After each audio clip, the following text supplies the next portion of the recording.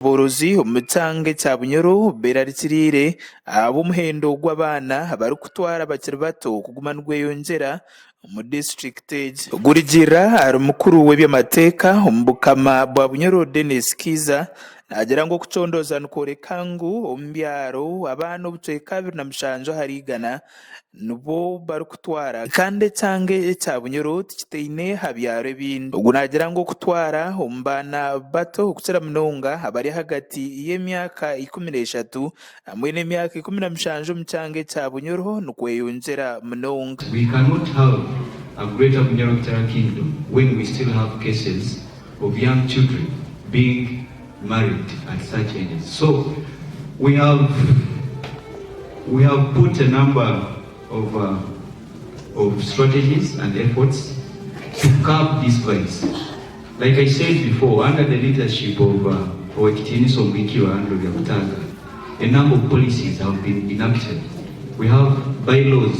We have one called the Child Protection Policy. Oguwe ikizibu eki nategekera ebibushobozi okutira munonga ebitongore bibikwerinda birukwatwaho oteriho n'abazeire abari kugira ngo tubari kufayo kurebekangu bahababa emishango egi yarwanisa. Pregnancies is poverty. The parents are poor, they cannot afford to provide the basic needs for these children. So under a program under Okutwara Kingdom called the Desired Homestead, Orundi Eke Kwesimisa as translated in Bunyoro, under that program we are empowering the parents, we are empowering the king's subjects to have access to projects at home that can be a source of income to their homes. Ogu ebigambe ebi abigambire omukujaguza ekiro cy'abana babeshyi umurembo rwa Bunyoro. There's a lot of laxity in the enforcers of the law. Right, our people, we can say they are lax to reporting these cases of child marriages to the authorities. Mbigambo bye Eva Mbabazi Orikikube District Probation Officer nagira ngo kurwanisa umuzogu n'umwoga gwa buri muntu wena abari mu government abazeire abebembezi b'amadini hamwe na buri muntu wena uri umwihangere.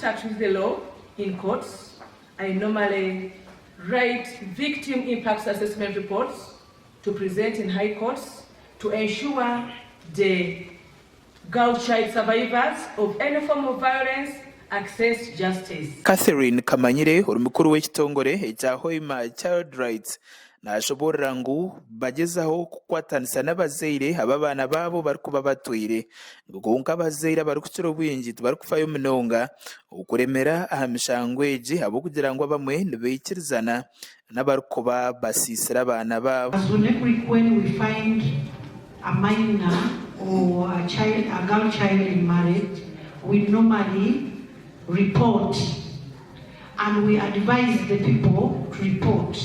Normally we give out to the communities a contact 116, that is for child protection. Mbishaki wetu hagambireho na Theopista asobora uri umyeto kurwo mu district ya Kikube kandogu ayorekirengwe kizubu cy'abana abari kutwara abakiri bato ndetse yongere mu ciceke eki cyo nko kuterera abibi bushoboroza umuranga urebekango bayimukiramu bagurwanisa. Ndi obugabe bw'abana abakyali bato baina kurwanira enteekateeka nizazo okuswerwa kw'abaana ne bakyali bato. Makuraga gashakwa gada saba abwa Sky TV agenshonga muri Hoima.